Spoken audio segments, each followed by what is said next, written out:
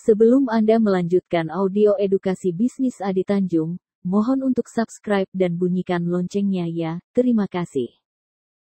Leader-leader yang sukses di satu MLM yang Bapak Ibu kenal hari ini, mereka apakah sepakat di MLM yang sekarang itu dia berhasil? Enggak. Mereka sudah melewati banyak proses gagal kali gagal. Nah, mungkin di antara kita di ruangan ini pernah mengalami proses-proses itu. Ikut satu bisnis MLM lalu belum berhasil. Ikut satu bisnis MLM pernah mencapai reward, tetapi juga akhirnya stagnan lagi atau berhenti lagi. Nah, ini ada apa sebenarnya, kan begitu? Oke, saya pengen sharing dulu nih sama Bapak Ibu teman-teman semua. Pemahaman kita terhadap MLM ini apa? Boleh? Ada yang mau bantu? Apa sih MLM? Masuk langsung mati, masuk langsung miskin. Multi level marketing. Multi level marketing. Ada lagi? Ada yang lain? Kenapa ini pertanyaannya di awal, Bapak Ibu? Karena kalau ada pepatah itu kita mesti setuju. Tak kenal maka tak sayang, benar kan? Nah, tak sayang maka tak cinta. Tak cinta. Tak cinta. betul. Bagaimana bisnis ini kita cintai atau kita betul-betul mencintai profesi kita? Bagaimana kita betul-betul mendapatkan hasil dari bisnis kita kalau kita belum mengenalnya? Makanya kita harus tahu dulu ini bisnis apa sih sebenarnya? Ngajak-ngajak orang, jual-jual produk, atau bagaimana? Kan begitu. Karena di luar sana banyak orang yang kita nggak bisa pungkiri mereka negatif terhadap bisnis seperti ini. Benar nggak? Ya. Karena kita datang, ini MLM nih. Ini tukang obat nih. Bener nggak? Betul. Nah, ini yang kita coba harus kuasai dulu Bapak Ibu. Karena tanpa itu kita nggak bakalan pede, kita nggak bakalan tumbuh rasa percaya diri. Kita ngapain sih? Ada orang yang profesi mungkin sehari-harinya pengusaha masih mau jalanin bisnis ini, kok masih mau? Ada orang yang punya job atau pekerjaan yang tinggi levelnya masih mau jalanin bisnis begini. Nah tentu, ini harus kita tahu dulu, benar gak? Maka saya ajak dulu Bapak Ibu semua mengenal bisnis ini apa sih sebenarnya. Nah kalau mengenal TH Network, apa benar kita sudah mengenal TH Network? Tentu begitu. Karena kalau ini belum ada, saya yakin pertumbuhan apapun yang kita harapkan tentu akan menjadi terhambat. Betul tidak? Oke. Jangan kaku, ini bukan ujian. Relax dong. Relax aja. Ya, tetapi jujur saya katakan, kalau kita masih kebingungan menentukan sikap terhadap bisnis kita, itu nggak akan maju. Apa sih MLM? Kenapa ada istilah kekuatan duplikasi? Saya kasih warna kuning di sini. Ya, apa yang menjadi penentu dari keberhasilan bisnis ini? Ada orang mengatakan MLM itu manusia membantu manusia lain. Ya, ada istilahnya multi level marketing, itu kepanjangannya. Kalau kita bahas lebih jauh, apa sih prinsip MLM? Kita lihat langsung di slide ini. Saya sudah buatkan khusus. Oke, ini dia. Yang namanya filosofi MLM, Bapak dan Ibu. Ya, filosofi MLM itu apa sih sebenarnya? Jadi M yang pertama itu adalah apa? Meet. Meet atau pertemuan atau hubungan baik. Meet.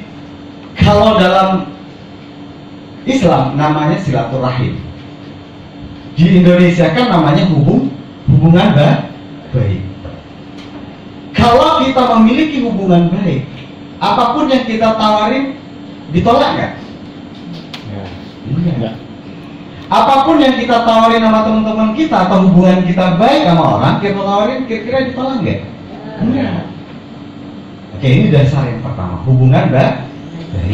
Berarti hubungan baik ini adalah asetnya, kunci utamanya. Jadi kalau kita tanya apa bisnis ini dan siapa yang akan kita ajak bisnis ini, tentu ini kebayang. Benar nggak?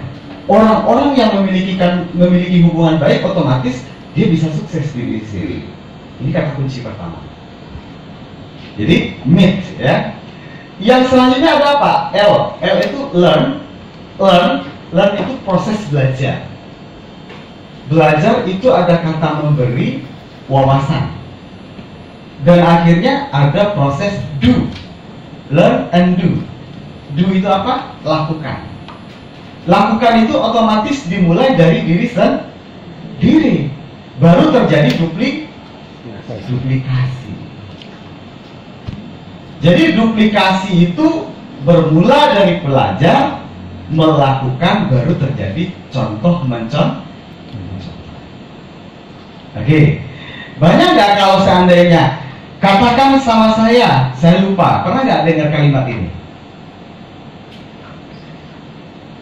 Banyak para leader atau para atlet mengatakan teorinya membangun bisnis bla bla bla bla bla bla bla bla bla. Downline-nya ingat gak? Melakukan gak? Enggak. Yang banyak terjadi makanya bisnisnya tidak juga terjadi duplikasi. Karena tahapannya hanya di tahapan yang pertama, learn. Apa tadi learn? Hanya memberi ilmu atau wawasan. Belum tahap do, melakukan. Jadi kalau teori duplikasinya kita mengatakan saja itu tidak akan cukup. Tell me and I forget, itu teori dalam bukunya. Katakan ke saya maka saya lupa. Memang begitu. Tapi do, contohkan ke saya maka saya akan ingat. Apa yang diharapkan dalam bisnis MLM? Oke, apa yang kita harapkan dalam bisnis MLM? Apakah hanya sekedar uang?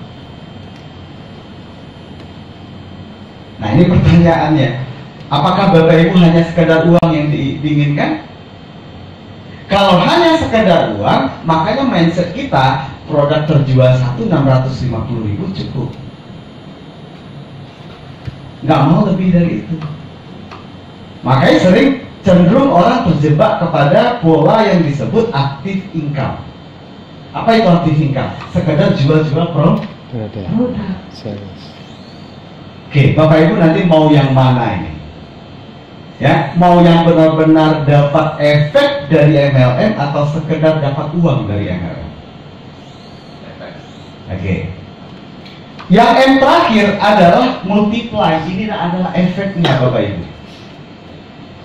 Efeknya apa? Multiply. Apa itu multiply? Berkembang biak, berlipat ganda. Apa yang berlipat ganda? Apa yang berkembang biak? Oke, kita urut dalam spidol ini. Boleh? Oh ya, sorry. Bapak Ibu, pertama ada kata kuncinya adalah apa tadi? Meet. Meet itu ada yang tersiratnya ada apa? Asetnya. Asetnya apa tadi? Hubungan baik. Oke. Selanjutnya apa? Di sini otomatis di dalam bisnis MLM disebut dengan perlunya pengelolaan aset disebut daftar nama. Oke. Itu poin pertama. Nah, siapa yang punya daftar nama ketika memulai bisnis ini? Atau hanya ingat aja? Ingat. Ketika peluang bisnis ini kelihatan, siapa ya kira-kira? Ingat aja. Sebagian besar ingat. Ingat aja. Jadi kita belum serius ini sebenarnya. Kalau kita belum serius, Bapak Ibu ingat kalimatnya begini. Ada yang di grup di WA ya, saya kirim ya. Bahwasanya MLM itu adalah bisnis yang sebenarnya adalah bisnis yang bisa dilakukan secara sambilan. Bisnis MLM adalah bisnis sambilan, tetapi dia akan bisa menghasilkan hasil yang besar ketika dia dikerjakan dengan serius. Kata kuncinya apa? Serius. Oke. Berarti poinnya harus apa? Harus serius. Serius pertama apa? Serius dulu dong, menghargai aset Anda.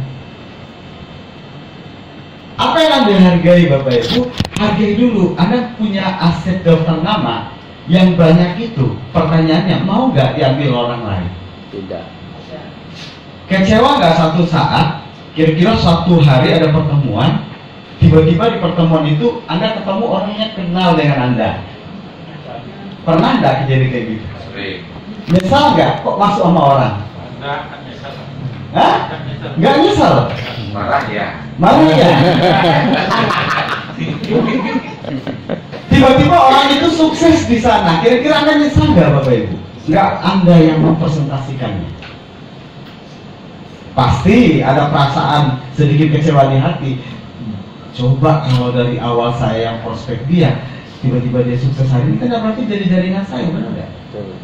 Itu pasti terjadi Bapak Ibu. Manusiawi. Jadi jangan sepelekan langkah awal. Langkah awal itu apa? Hargai dulu yang kita yang punya yang namanya aset. Jadi Bapak Ibu melihat bisnis ini, lihat dulu siapa yang kira-kira kalau ada pertanyaan dalam pikiran kita, siapa sih yang pantas kita ajak di bisnis THE atau di bisnis MLM itu?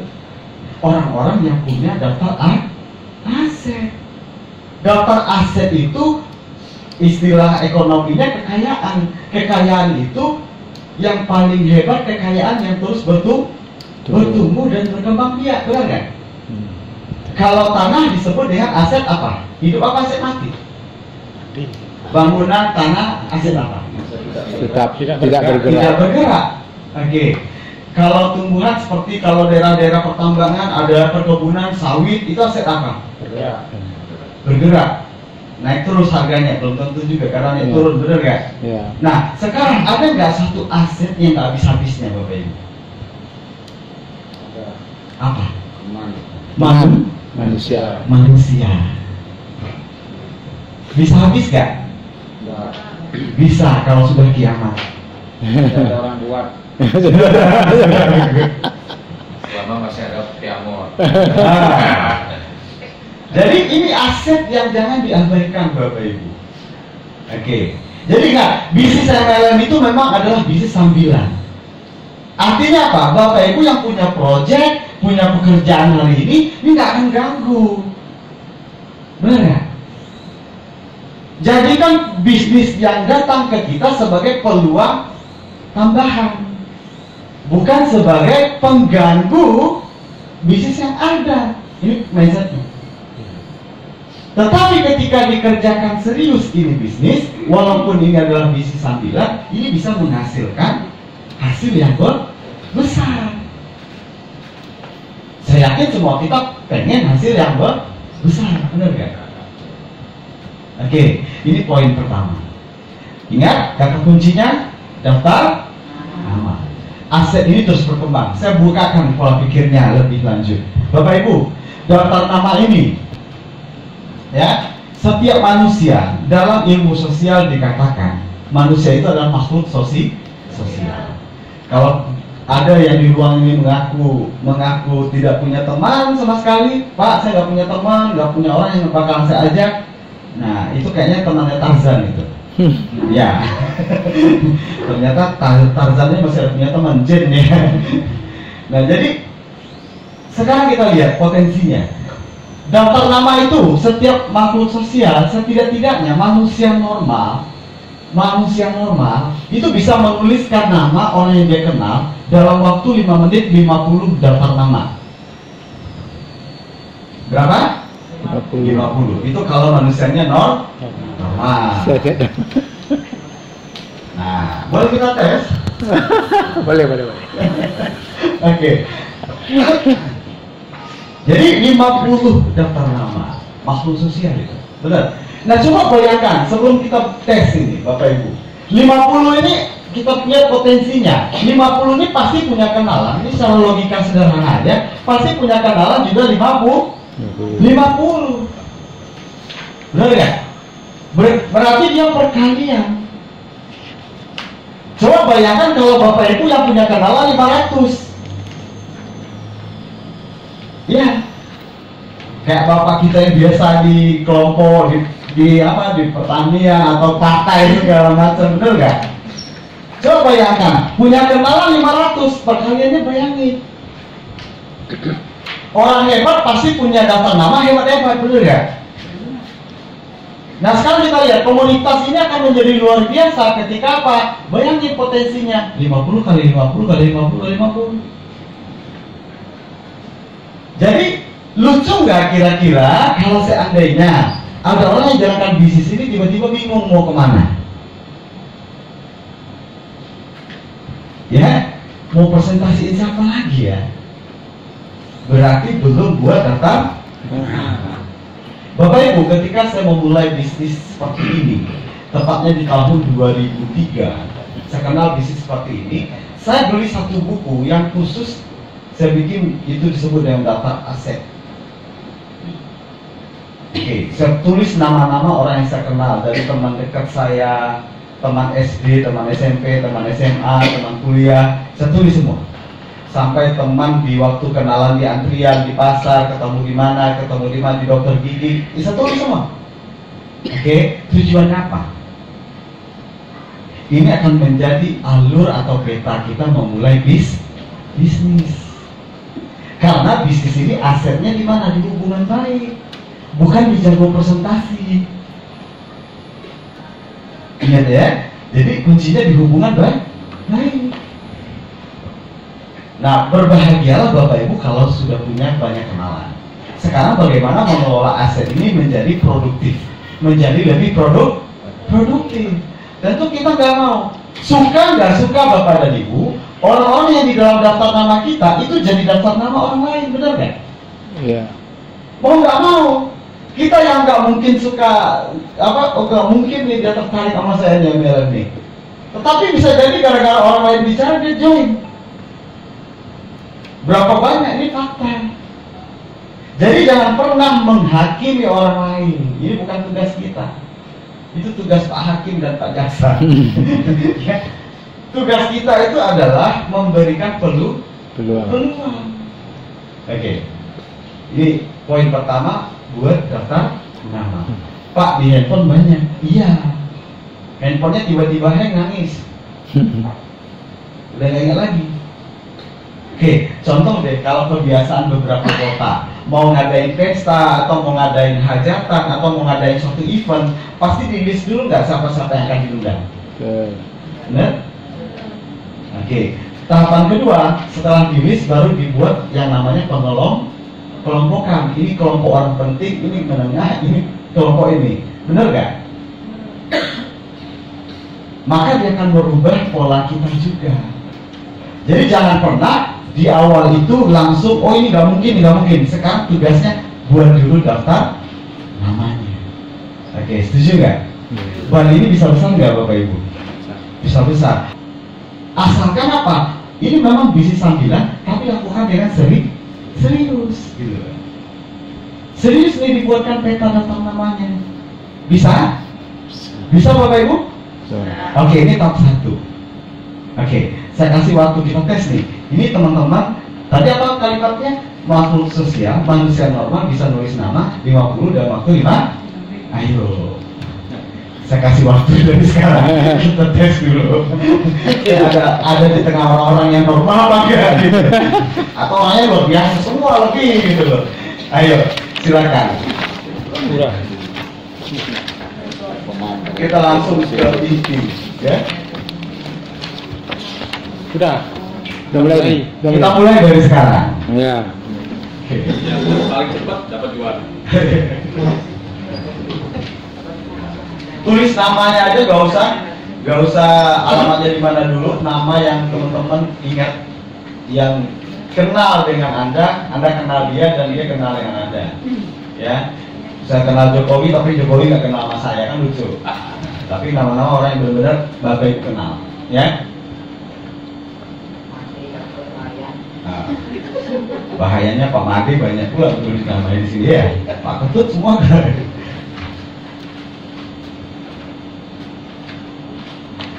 Dan ini harapannya nanti dituliskan di buku khusus agenda Bapak Ibu, karena ini aset Bapak Ibu. Kami memulai membangun perusahaan ini juga sama, membuat di daerah ini siapa leadernya, di daerah ini siapa leadernya, daerah ini siapa leadernya, dipetakan lagi, ya, dituliskan lagi, bukan diingat saja. Akhirnya diagendakan. Teman SD, tetangga, keluarga dekat, yang waktu SD, teman yang rambutnya keriting, teman kuliah. Pak, mantan boleh tulis, boleh. Mantan pacaran.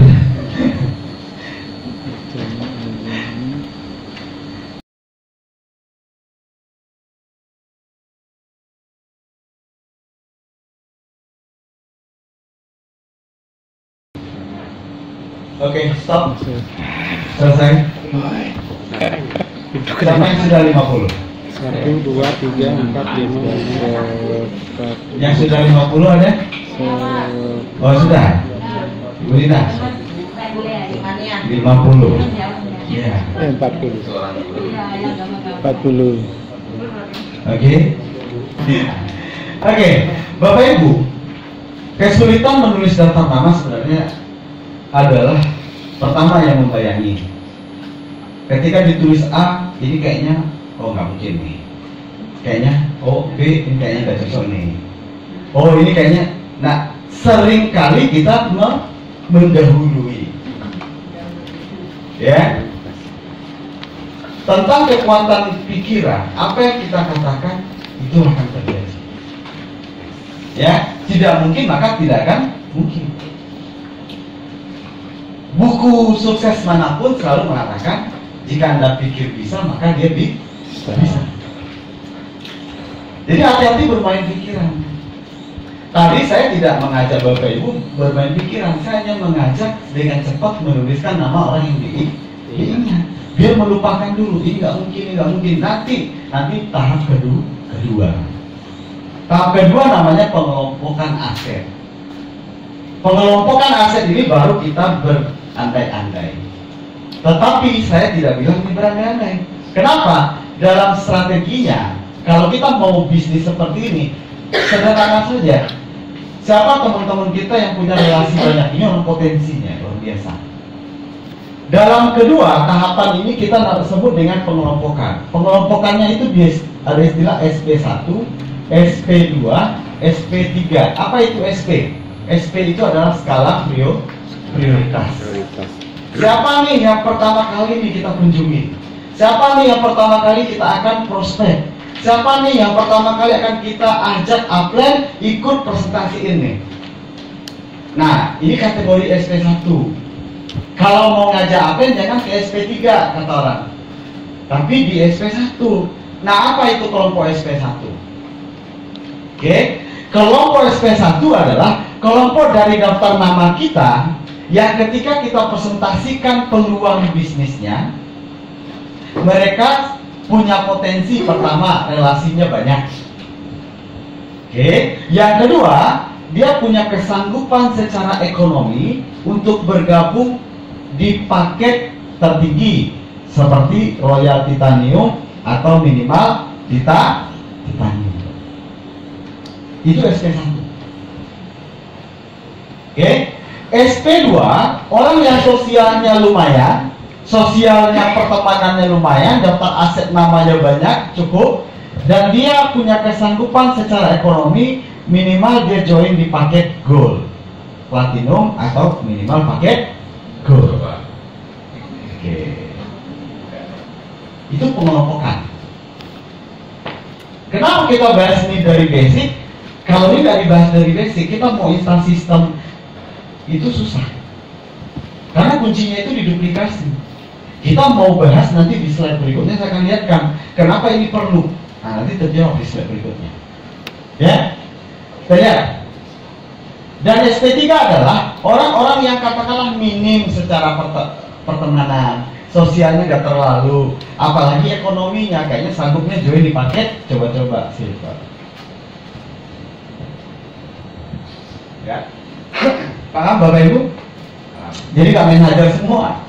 Apalagi ngajak upline semua. Ke SP3 diajak juga upline. Apalagi upline ini tiba-tiba dibawa ke orang sakit, orang pinceng.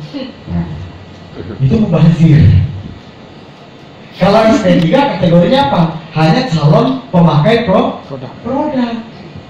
Kalau calon pemakai produk doang, nggak usah undang leader, Nggak usah undang upline yang udah berperingkat. Cukup kita aja sendiri ceritakan manfaat produk, demokan produknya, ceritakan testimoni orang-orang yang berhasil pakai produk. Cukup itu. Oke? Makin jelas langkahnya, stepnya. Oke. Jadi ini bisnis sekali lagi adalah bisnis sambilan. Tapi kalau dilakukan serius hasilnya gede. Nanti saya detail lagi. Inilah pola pengelompokannya. SP1, SP2, SP3. Oke. Cukup? Paham? Atau ada pertanyaan? Pas ya? Oke. Jadi MLM itu adalah bisnis yang dibangun dari hubungan baik, lalu terjadi proses berbagi dan memberi, melakukan atau mencontohkan, barulah terjadi duplikasi yang mendatangkan efek pelipat gandaan. Perlipat gandaan apa? Perlipat gandaan uang. Perlipat gandaan apa? Perlipat gandaan hasil. Kita lihat satu gambar simpelnya begini. Ini penghapusnya mana Pak?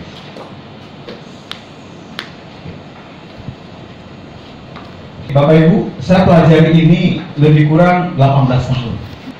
Ini kita rangkum pola pikirnya Bapak dan Ibu. Ya. Nah sekarang kita lihat gambar diagram begini. Ini adalah pabrik. Sebenarnya ini bisnis yang sepele atau bisnis besar? Ini mindset kita yang akan berubahnya. Ya. Kita lihat. Kalau kita tahu ini selama ini disebut dengan bisnis konvensional. Oke, konvensional ini kalau kita punya ide, gagasan satu bisnis, kita butuh di awal yang namanya sering disebut dengan modal, benar nggak? Modal. Oke, modal.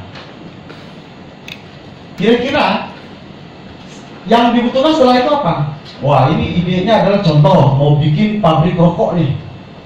Kita perkebunan tembakau, kan gitu?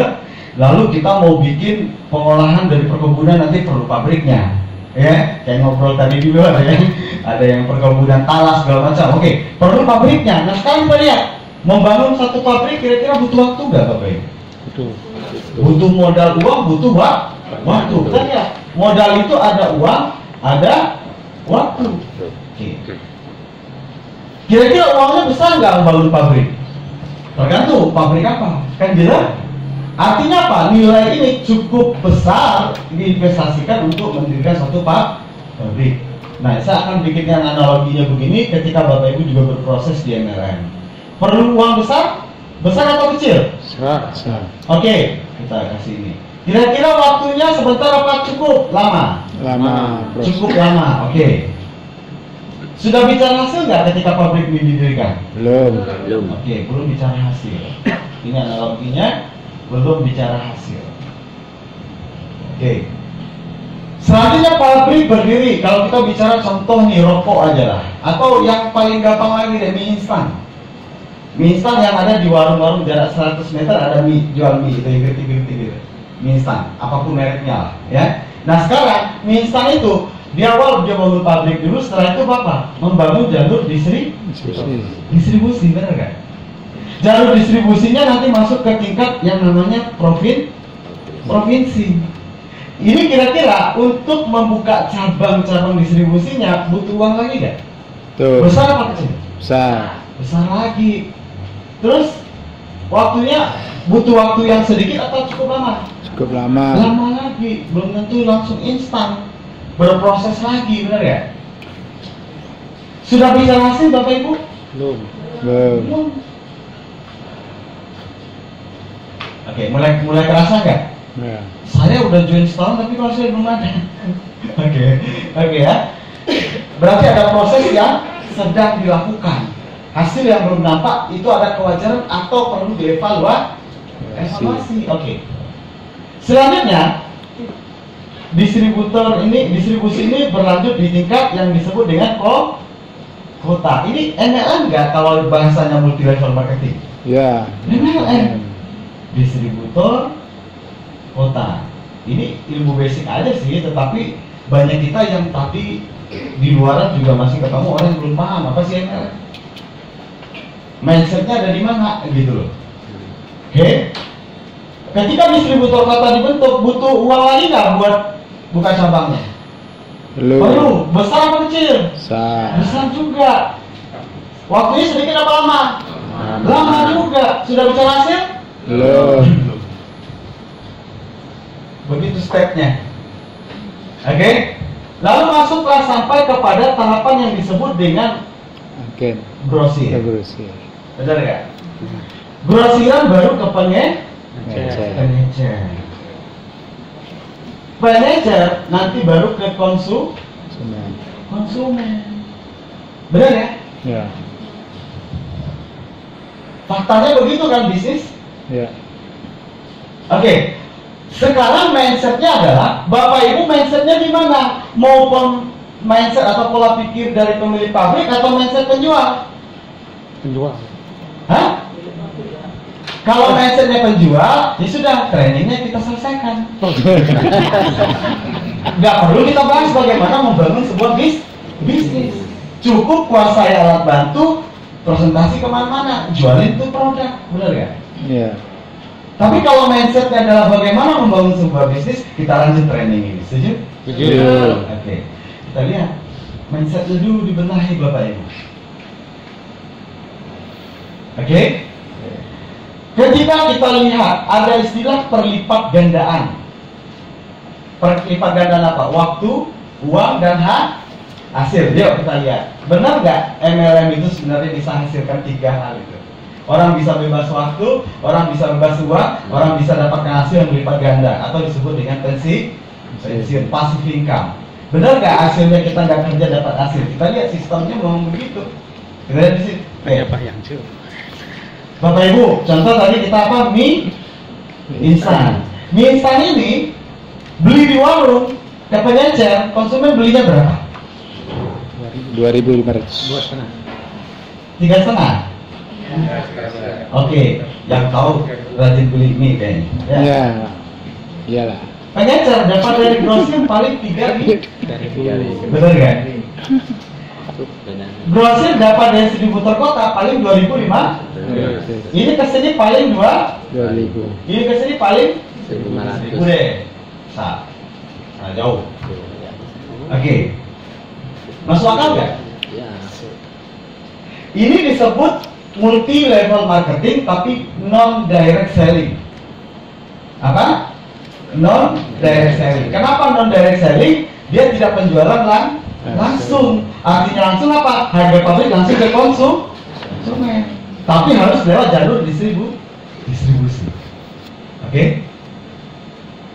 Oke. Sekarang kita lihat konsep pemilik pabrik, pola pikirnya, mindsetnya kayak mana? Di awal dia harus berani investasi waktu. Di awal dia harus berani investasi uang. Belum bicara hasil.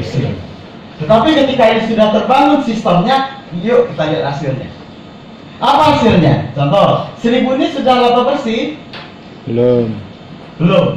Dia harus gaji Karyawan. harus beli bahan mentah lagi. Betul nggak? Ada bayar pajak, biaya produksi, biaya iklan dan lain-lain. Betul? Dan akhirnya apa? Berapa sih laba bersihnya? Paling 5-10%. Anggap 5% saja dari 1.000 berapa Bapak Ibu? 5% dari 1.000 50 rupiah per bungkus. Lihat di sini untungnya berapa? 500. Besaran mana 500 daripada 50? 500. Besaran 500.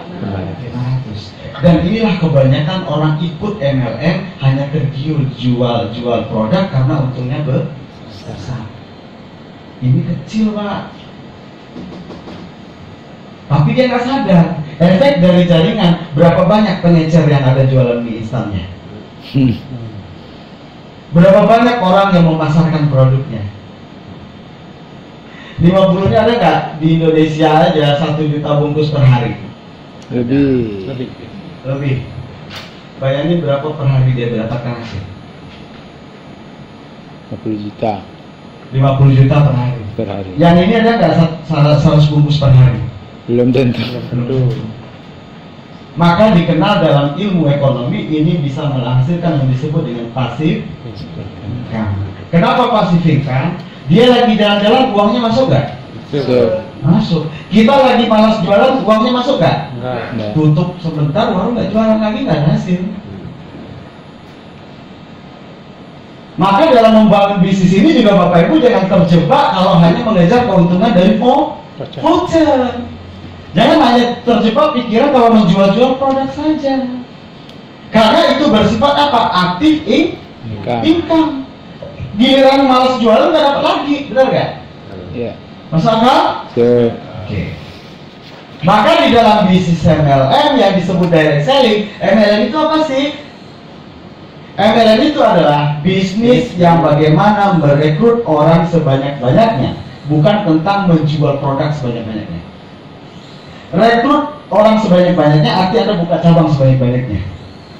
Kebutuhan produk terjadi adalah dasar permintaan dari membernya. Karena apa? Kebutuhan bisnis atau kebutuhan pakai. Itu yang MLM. Oke? Kita samakan dulu persepsinya. Kebutuhan produk terjadi karena kebutuhan pakai dan kebutuhan bisnis dari yang namanya membernya. Oke. Konsumen di dalam konvensional disebut apa? Pemakai. Konsumen disebut di dalam ini disebut apa? Korban. Dalam sekali. Di dalam non direct selling disebut korban. Kenapa? Ya korban pakai doang.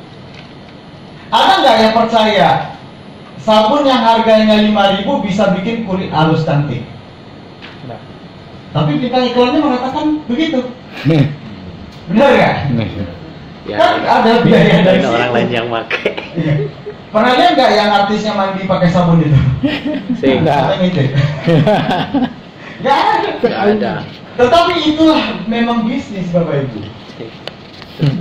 Ya, ini harus masuk akal dulu ini. Ya.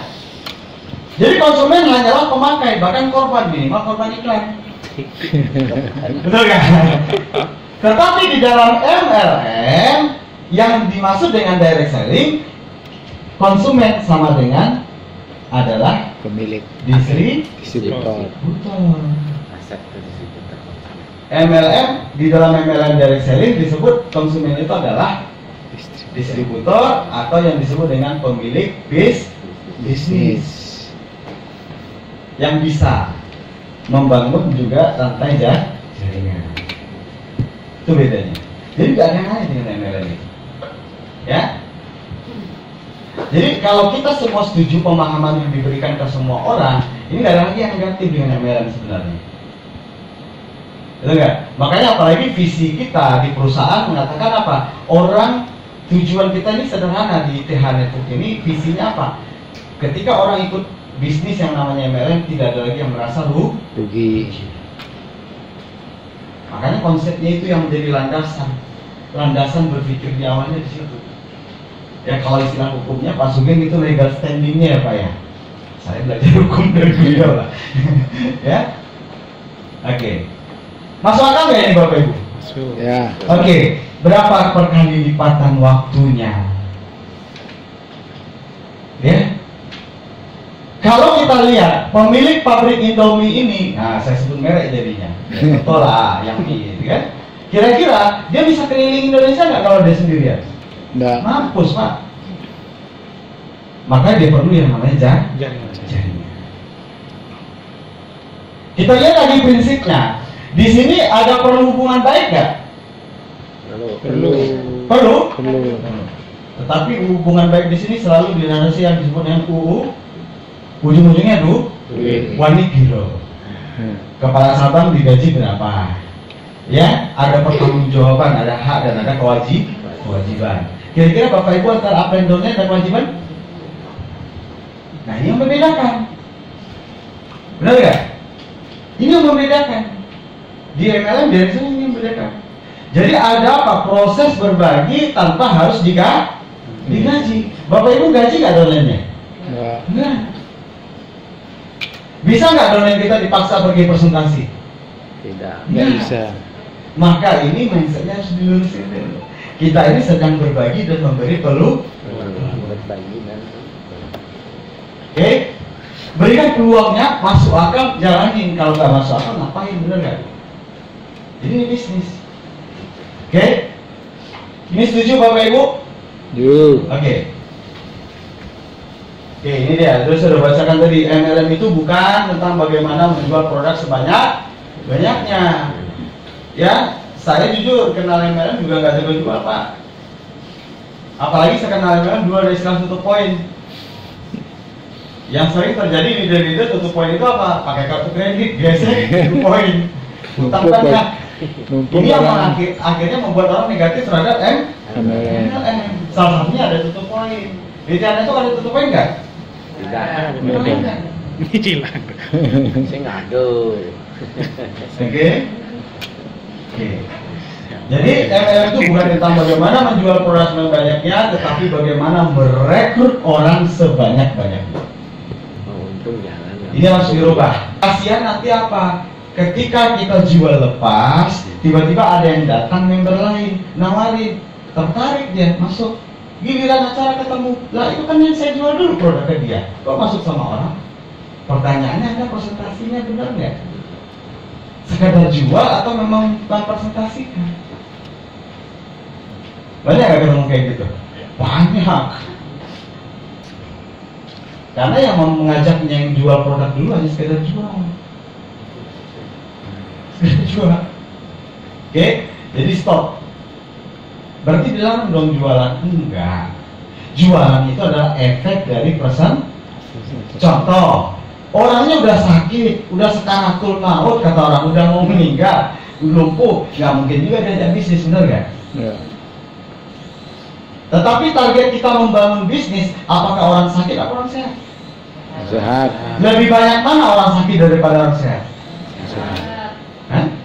Sehat. Nah, orang sehat terancam sakit, kan gitu. Sehat punya keluhan. Sehat. Jadi ini daftar nama kita banyak yang sehat apa yang sakit tadi? Sehat tapi banyak keluhan. Banyak keluhan. Terutama keluarnya di mana? Yang paling banyak yang mana nih sakitnya sekarang? Nih kantong apa yang nih? Kantong ini. Kan katanya sakitnya tuh di sini. Padahal di kantongnya. Oke ya. Jadi ini yang menjadi poin. Ya, oke. Lanjut. Nah ini contoh Bapak Ibu. Ini bisnis yang logis, logical bisnis. Bahkan orang-orang sekelas yang namanya Jack Ma, sekelas Warren Buffett, Robert Kiyosaki, Bill Gates menyatakan ini bisnis yang logis. Dan yang kita jabarkan ini udah jelas di sini dikatakan apa? Contoh, jika Anda tidak dapat menemukan cara untuk menghasilkan uang saat tidur, maka mungkin Anda satu-satunya orang yang akan bekerja seumur hidup. Oke, mau nggak kira-kira kalau bekerja itu seumur hidup? Ada orang yang ketika dia katanya pensiun, apakah pensiun? Enggak, maaf, orang tua saya dua-duanya aparatur negara. Pensiun katanya enggak, expired Pak. Kenapa? Kebutuhan masih tinggi, pendapatan makin menurun, udah nggak laku Pak. Maunya masih bekerja, benar nggak? Berapa banyak orang yang ketika dia berpangkat di awal, tiba-tiba besoknya jadi satpam? Ada nggak kita lihat? Ada. Udah pensiun aja jadi satpam, udah kok bisa makin menurun gitu loh. Kebutuhan makin meningkat, pendapatan makin kecil. Jadi lihatlah potensi dari bisnis ini Bapak Ibu sebetul-betul Anda melihatnya. Layak atau tidak bisnis ini diperjuangkan atau diikuti dengan serius, tanda kutip walaupun dia sambilan. Tapi perlu kata kuncinya apa tadi? Keseriusan. Kita luangkan waktu hari ini 3 jam, serius gitu loh. Besok kita luangkan waktu 2 jam buat mengunjungi orang, presentasi, serius. Walaupun 1 jam 1 hari, serius. Gitu loh. Siap gak kira-kira? Siap. Ini akan kita lihat percepatannya setelah ini. Siap. Siap. Ya, biar kok hilang. Oke. Jika Anda diundang untuk bisnis pemasaran jaringan, bergabunglah dengan cepat sehingga Anda dapat memulai menghasilkan sambil mempelajari. Jadi enaknya bisnis ini bisa sambil belajar sambil Masih. menghasilkan. Kan nggak harus belajar dulu kayak kita sekolah ada polanya.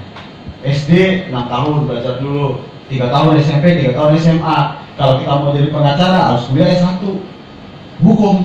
Mau jadi orang paham ekonomi S1 ada manajemen ekonomi segala macam. Betul ya? Betul. Tetapi uniknya bisnis ini sambil belajar bisa dipelajari, bisa dihasilkan. Ini ya keunikan bisnis MLM. Ya, pemasaran jaringan tidak ada habisnya karena ini adalah masa depan bisnis di dunia. Ya. Terus jika saya harus memulai dari awal lagi, kata Bill Gates. Bill Gates pernah merasa stuck dalam bisnis Microsoft-nya. Kenapa? Kebutuhan. Karena hanya kalau memakai jasa konvensional dia akan mengandalkan hanya gua digaji berapa, gua akan barter waktu saya, ya, gua akan barter waktu gua. Misal 7 sampai 8 jam bekerja, ya udah bekerja jam itu aja. Kan tidak ada pemaksimalan lebih. Karena selalu UUD, ujung-ujung duit. Kalau lembur bayar lagi. Tidak memaksimalkan karena merasa memiliki, benar nggak? Kalau itu yang disebut dengan konvensional tadi. Maka Bill Gates sendiri mengatakan apa? Kalau boleh saya memulai lagi bisnis saya dari awal, saya pakai cara bisnis jaringan. Nah, orang-orang kelas dunia aja mengakui pola bisnis jaringan ini hebat. Oke, berarti kita harus pede dong bisnis ini. Betul. Ini yang jadi poinnya. Berarti kita nggak harus minder dong jalan di bisnis seperti ini. Ya. Saya lewat bisnis begini yang memang saya rasakan Bapak Ibu. Kenapa? Kalau dulu saya ngikutin pola pikir kita kebanyakan, maaf, mungkin saat ini hanya sebagai seorang yang diharapkan orang tua saya jadi guru. Ya cita-citanya kalau di dosen minimal jadi guru deh katanya. Ternyata ya doa bapak saya juga nggak salah. Hari ini saya keliling Indonesia jadi guru, kasih training juga. Gitu. Bedanya itu aja, tidak ada SKS-nya. Ya, iya, door to door juga dari pintu pesawat yang satu ke pintu pesawat yang lain.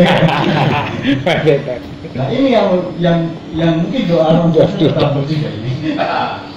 Oke. Jadi PD-nya harus dapat poinnya, ya. Oke.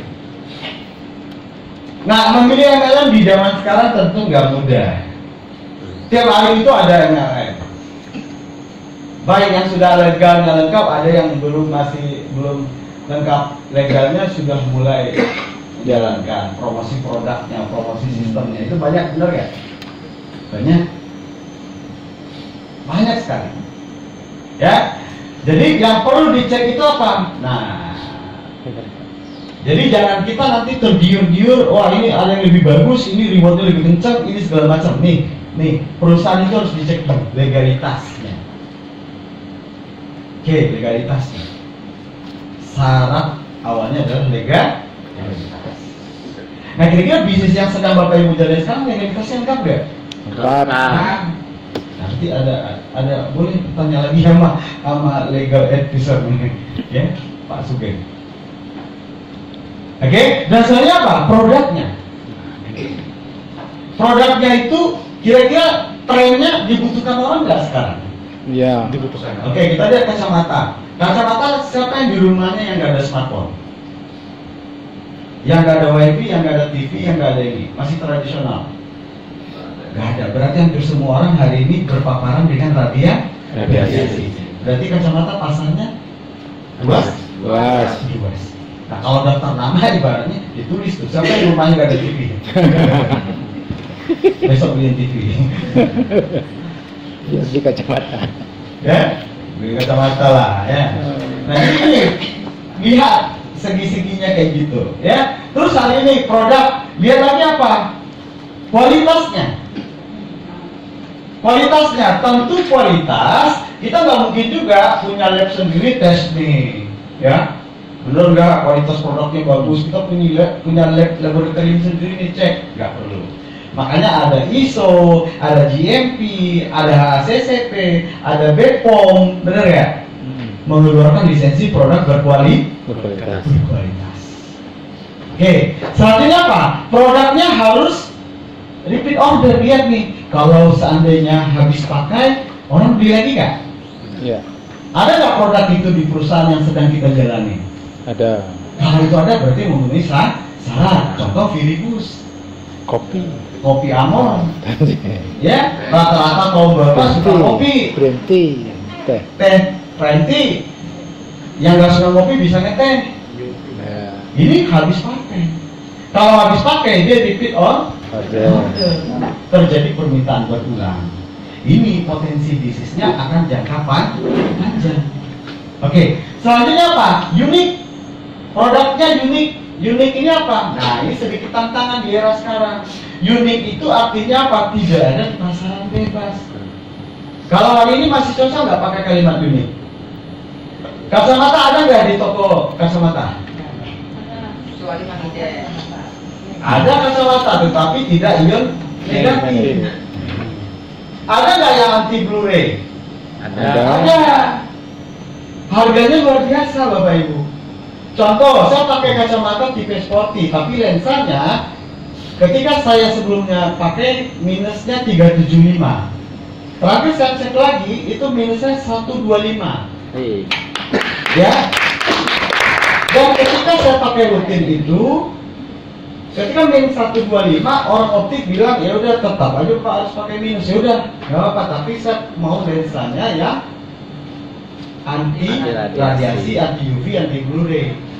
Ada Pak, tapi mahal. Nah, berapa? 850.000 untuk lensanya, yang fotokromik juga. Makanya kalau kena cahaya matahari dia juga hitam. Nah, 850.000 lensanya doang. Kira-kira kacamata kita mahal apa murah? murah. Ada yang negatif loh malah. Itu cara membandingkannya. Oke?